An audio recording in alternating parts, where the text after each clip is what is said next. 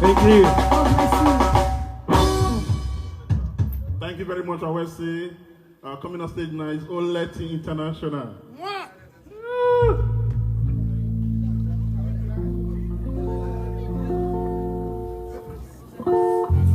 Waya Awesi Wabukia Yintemia Waya Awesi Saloba de Bawa when Wayari Gina Awesi Amaizi Wanirewebu Wayagbe Yawu ni meso afi o mu o e no yi fi se na ni meso afi ko o kwa pa tan me egbe me na kwa ezi adomo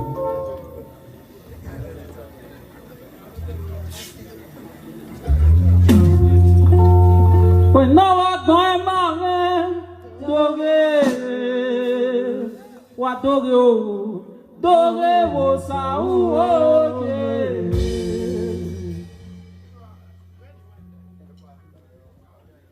wa ni agere ni doge wa doge o sa o e va soron vi mana e so yamate de 22 yake adie webo amate ka we o seti je do ma we to die webo but de le yiwo ebi ya fi were e so ere mana ne seti mu ga pa we do e webo ije na no iwe pe iwo wa Wanira jeme ganyo. Oki agije o. Dolama. Ebi ya fi worie. We no wa gbon e ma me. Wa togo. Wanira jeme gani. Wa togo. Wa no wa gbon e ma me. Oki agije. Dolama.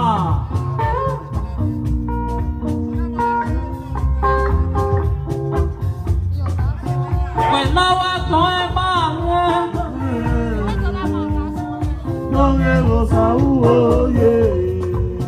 when I came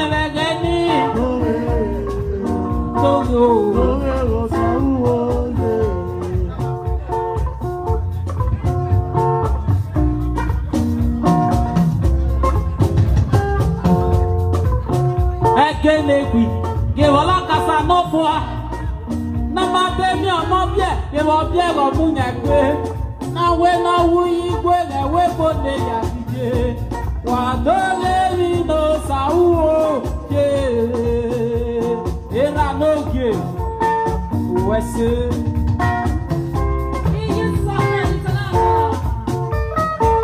Easy sucker.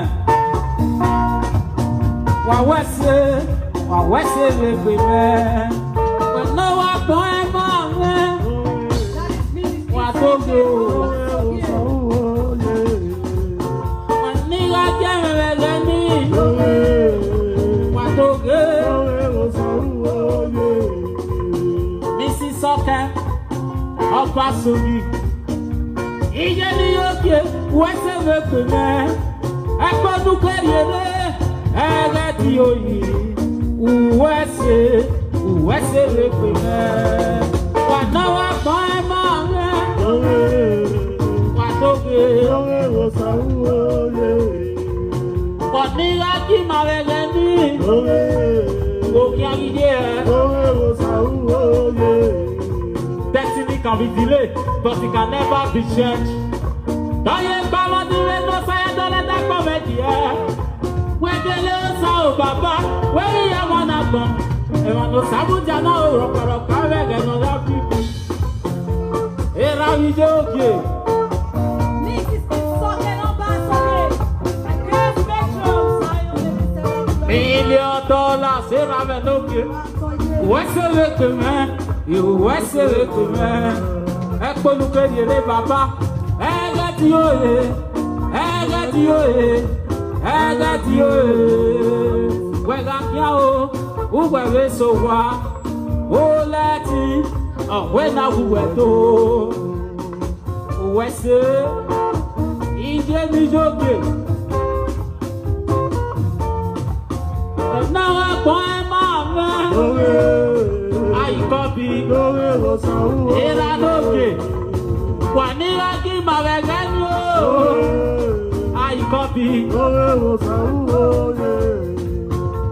want to know you back on Kele Uwagije. Uwagije was a swallow woman. Uwagije was a swallow woman. O Sarakari Obanova, and some of your good. Baba, and some of your good.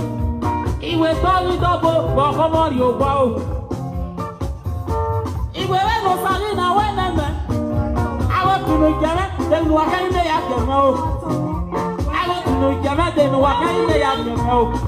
He will talk as a tattoo when you are one of them. They are yet to be getting out and getting it now. Baba, Save, everybody, my lap of the world. Osayama women, Osajigo women, Osajigo women, I tell you, Nayana Bobo. I won't let you know from it. I want to buy no give by you go there. I said, I look there. When I go about me, it's a no good. When you $1 million.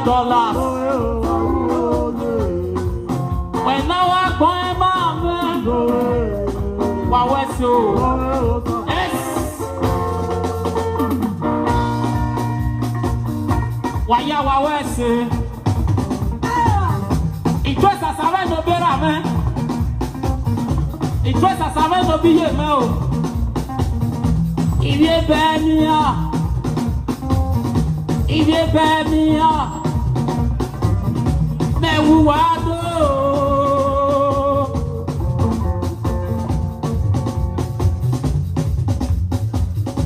Waya wawese. Waya wawese.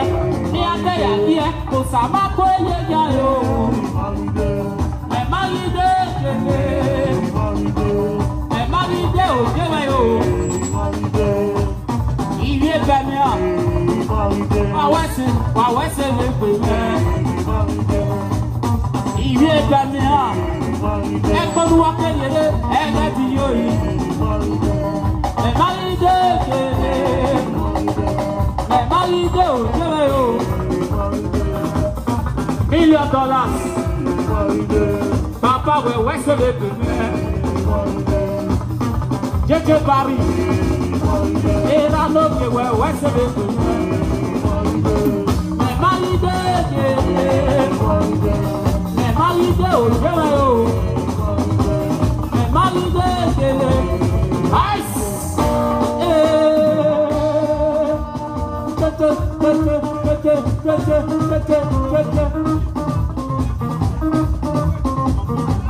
Waya wawese.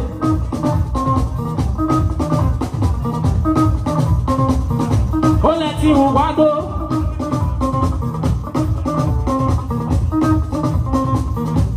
Iye no mose.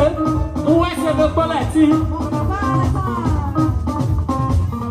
Eya de play ya yo sisi. Eya ni moto ya ni popo. Eya ya ko lu bokia. Oyo isamawe ni lo. Wage ni amia. Aga papa dineka. Hallelujah.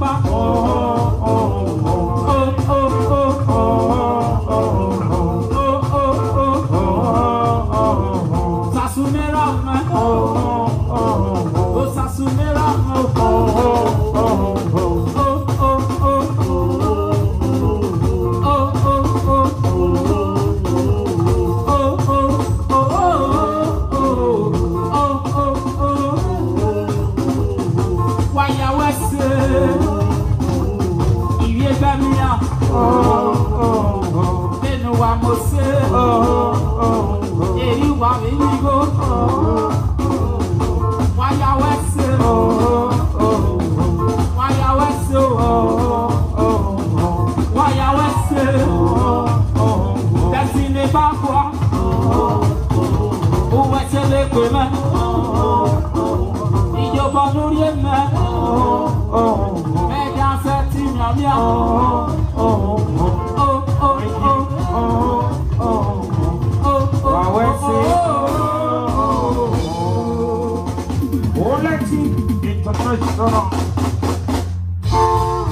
Thank you very much, Oleti International.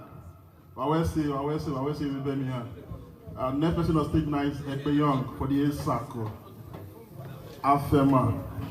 Ekpe Young, are you ready? Come to the stage, please.